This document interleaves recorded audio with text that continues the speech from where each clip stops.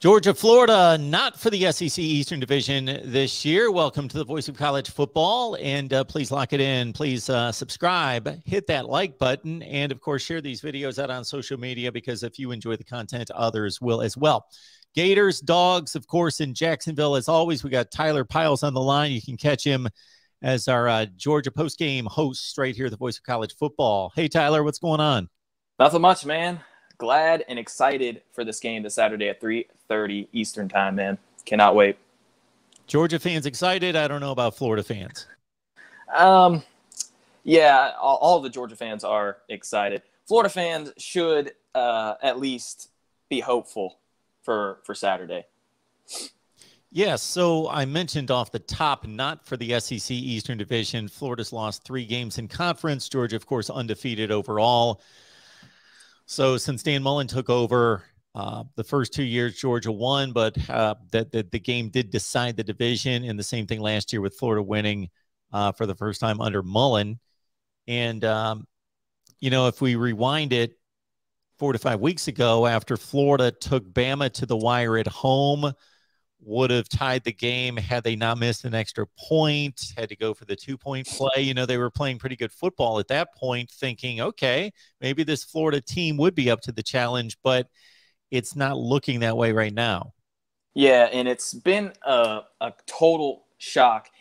Just watching Florida play after that Bama game, you just notice offensively, very inconsistent. Then they play really, really good defense against Kentucky, holding them to 140 yards rushing, under 140 yards rushing on around 32 attempts. So that's like 4 yards per carry. Kentucky's a very, very, very good rush offense. And then Emory Jones has come out in that game, does not look good. Then they play Vandy, struggle against Vandy in the first half. They were actually tied with total yards against Vanderbilt in the first half. They ended up getting a couple stops. That game really should have been much closer than the score indicated in the first half. They completely dominated Vandy in the second half. But then the LSU game came out, and Emory Jones and Anthony Richardson both throw 2 interceptions each. And then the big shocker was the rushing attack from LSU. LSU before that game was, I believe, the 12th best SEC team just based off of rushing, maybe even 13th, right above Mississippi State.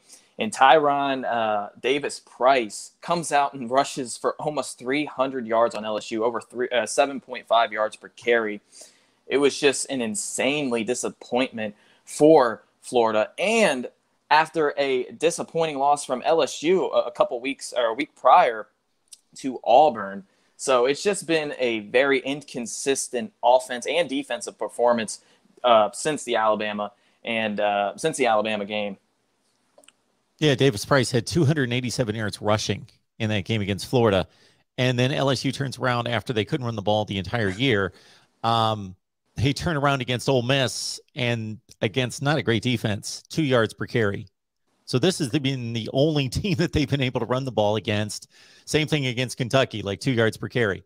So that's got to be concerning, especially now that Florida's facing a team that is 4-man legit at running back, has an offensive line that, man, if you measure it by experience, talent, these guys will be NFL players. It's just a great offensive line. Wow. It's going to be a challenge. Yeah. And just looking at Florida's defense, they're sitting at 35th in total defense. A year ago, they were sitting there at 80th. To finish the year. And at one point in time, they were in the 90s in total defense. So defensively, just based off of the stats, they've gotten a little bit better, but they've had some inconsistencies. And in my opinion, they are missing Ventrell Miller. I think he went down, before the Bama game. He's the senior captain. He's not the most talented guy on the field, but he probably has the highest IQ. And he was very, very important on that rush defense. Yeah, it's shaping up a season for Florida where it's kind of a lost season. They'll probably this will be their 4th loss I haven't even checked the line on this game. It should be 14. 14? Mm-hmm. I was guessing it was going to be higher than that. just based on recent performance. But anyway, where Florida loses a fourth game here, they're 4-4. They probably make it through the rest of the season to go 8-4. Maybe they lose, trip up against somebody down the line, finish 7-5 possibly. And it appears, I don't know that Dan Mullen's on the hot seat in particular. Maybe he's got to make changes. One of those forced coaching change moves where he's got to get rid of Todd Grantham as the defensive coordinator and make changes and show that he's going to shake things up. We'll see. He's certainly not been a guy that has shown that he's got great long-term allegiance to Florida. It seems as though he's certainly sniffing NFL jobs and otherwise. So we'll see about Dan Mullen and Florida. When we look at the quarterback position, you mentioned Richardson and Emory Jones. I know Florida fans seem to be swaying toward Anthony Richardson. It's always the backup with the bigger upside. Let's see him play. On the Georgia side, so if somebody was just going to grab a stat sheet, they're not going to find much difference between Stetson Bennett and JT Daniels. But if you watch the guys play and the ceiling of both and the capabilities of both, I don't think there's any question. Correct me if I'm wrong. JT Daniels is the guy that should be starting, but his health's in question. Yeah, and from what I've heard, he should be back. The one thing Stetson does better than JT is run the football.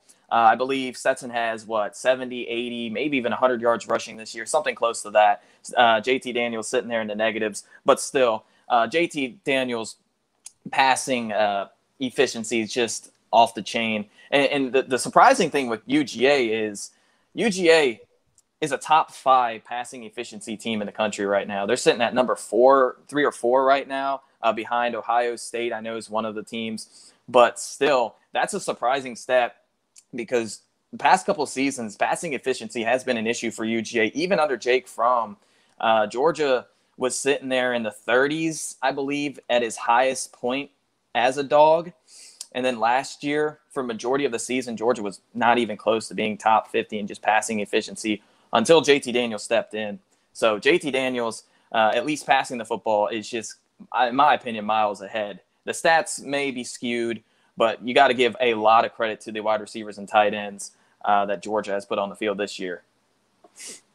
What is the status of George Pickens? Do we have any idea where he stands? I absolutely doubt he'll be playing in this game. I absolutely doubt it. Okay, we got Tyler Piles on the line. He does our hosting here at the Voice of College Football for Georgia post game. So join him right after the game for Georgia post game each and every week. In terms of this Georgia defense, my goodness, right after, for example, Arkansas gets obliterated, stuffed, shut out to 0 points, they go score 51 against Ole Miss. Any barometer you want to use, this Georgia defense is devastating. And again, get past the stats, which are ridiculous, about 5 points per game, leading the nation in rushing defense, total defense across the board, that even beyond that, if you watch the games, it started with Clemson, and certainly that Arkansas game is what really, I knew that they were good defensively, and I even going into the Arkansas game thought they probably had the best defense in the nation. That proved it for me that they do have the best defense in the nation, where if you just watch the games, they just blow up plays. Half the time the opposing offense can't even run the play, let alone have success in the play. Just start running the play because guys are, the Georgia defensive front is just pushing guards in the backfield and just blowing up the play. It's pretty impressive to watch. The most impressive thing so far, at least as a Georgia fan, the interior defensive line is probably the best. At least that core is got to be the best that we've seen in a very long time. You got Jalen Carter, obviously Jordan Davis, and then Wyatt. All three of those on the interior defensive line have been insane this year. And against, the 3 best rush teams, at least we'll talk about Clemson here in a second. They were expected to be a really good offense this year. But you mentioned Arkansas and even Kentucky. Combine those 3 games with the rushing attempts, they were in, I think, the 70s or 80s, and Georgia only gave up less than 130 yards combined against all three of those teams, which is insane. And you got to look at the stats before the game. I believe Kentucky was sitting there at top 15, maybe even top 10 in rush offense. Same with Arkansas. And obviously Clemson hasn't been what they, were or have been in the past couple of years. But preseason wise, they were expected to be very, very, very good offensively. So it's just insane what Georgia has been able to do. And obviously those stats are insane. But yeah, it all starts at that interior defensive line for UGA. Yeah, when you mentioned the point spread at 14, I actually expected it to be more in the 17, 18, pushing 20 range. And to see that's kind of startling, thinking of where Florida's been the last few years. They're taking, baby steps under Dan Mullen up until this year.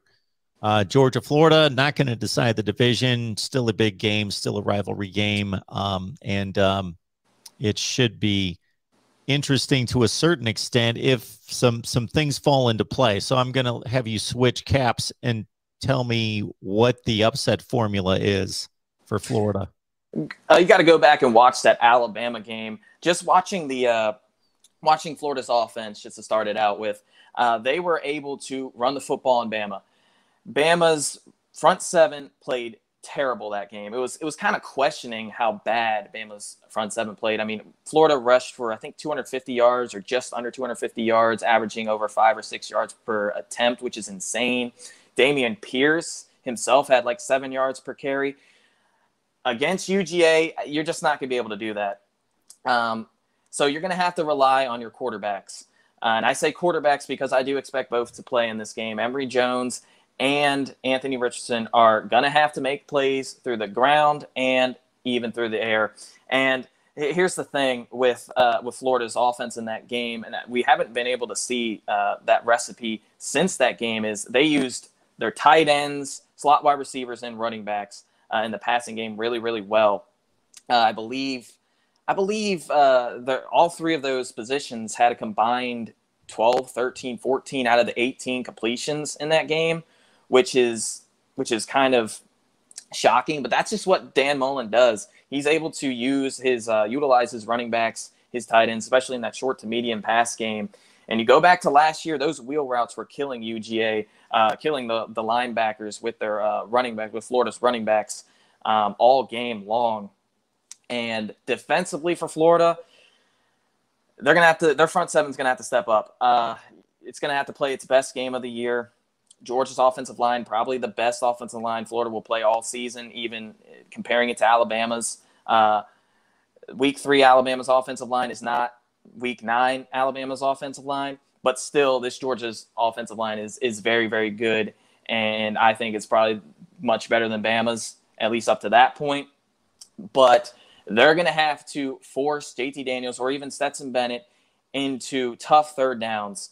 One thing that Florida does have is a very solid defensive backcourt. If their DBs are able to win some of these battles against the tight ends and wide receivers, it could be a much closer game than expected. So I personally think Florida has a shot in this game. They are not a bad team. They are very, very talented, still top 15 in talent, probably even close to top 10. They recruit solid, top 6 in the SEC.